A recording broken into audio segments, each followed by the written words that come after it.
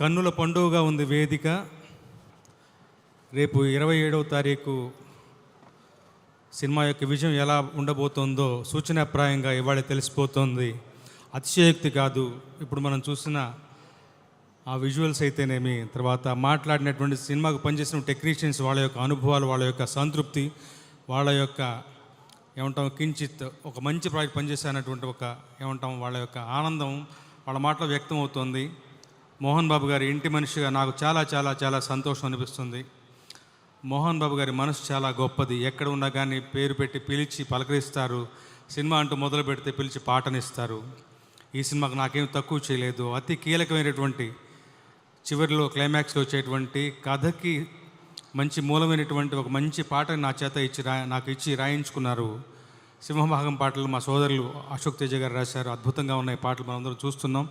ఈ పాటకి రిలీజ్ అయినటువంటి ఆడియో స్టీఫెన్ దేవాసి గారు అద్భుతమైన మ్యూజిషియన్, అలాగే మణిశర్మ గారు కూడా ఒక పాటను స్వరపరిచారు. సినిమా ఆడియో సంగతి అలా ఉంచితే గొప్పగా తయారైందన్న విషయం మనందరికీ ఈ పాటికి అర్థమైపోయింది. ఇవాళ రోజునటువంటి గ్రాఫిక్స్ టెక్నాలజీని వాడుకొని రకరకాల కథలు చెప్పొచ్చు, గొప్ప గొప్ప సినిమాలు ఏమంటాం విజువల్ వండర్స్ తీయచ్చు.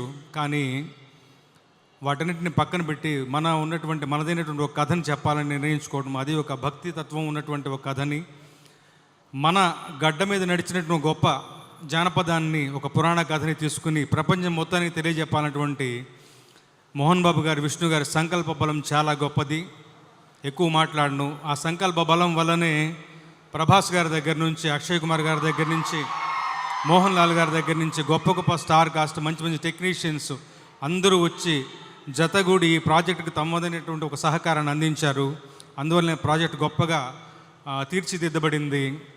అలాగే రచయితలు కూడా అందరూ, ఆకేళ్ల ప్రసాద్ గారు, ఆకేళ్ల శివప్రసాద్ గారు, తోట ప్రసాద్ గారు, బివిఎస్ రవి గారు, అందరూ కూడా ముఖ్యంగా ఆయన యొక్క ట్రాక్ రికార్డ్ చూసి ఎంచుకున్నారు ముఖేష్ గారిని. ఆయన మహాభారతం సీరియల్ తీసిన మనిషి, పురాణాల మీద మంచి పట్టున్నవాడు. ఆయన తీత నచ్చి ఆయన పెట్టుకున్నారు. మొట్టమొదటిసారిగా ఆయన తెలుగులో మనకు డైరెక్ట్ చేస్తున్నారు. గొప్పదైనటువంటి సినిమా మన కళ్ళ ముందుకు రాబోతుంది, ఆవిష్కృతం అవబోతుంది మరి కొద్ది రోజుల్లోనే. ఈ ప్రాజెక్ట్ ద్వారా అద్భుతమైనటువంటి ఒక విజయం, గొప్పదైనటువంటి ఏమంటాం రాబడి, మరిన్ని మంచి సినిమాలు తీయడానికి మా మోహన్ బాబు గారికి, విష్ణు గారికి శక్తియుక్తులు సమకూరాలి.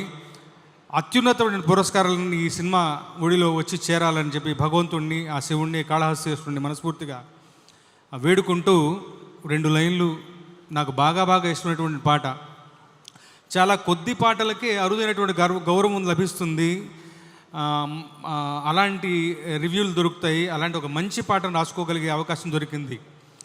తెలివి కన్ను తెరుచుకుందయ్యా, తెలివి కన్ను తెరుచుకుందయ్యా, శివలింగమయ్య మనసు నిన్ను తెలుసుకుందయ్యా, మాయగంతలు తీయ మన్ను మిన్ను కానరాక, జరిగిపాయే పాత బతుకు ఉన్న నిన్ను లెవ్వనుకుంట, మిడిసి పడితే నింతవరకు నీ దయని బోధిగా పుయ్యర నా ఒంటికి, నన్నింకొక నందిగా ముడేయి నీ ఘాటికి, ఏ జనుమ వరమో నిను చేరుకుంటిరా శివ శివ శంకర.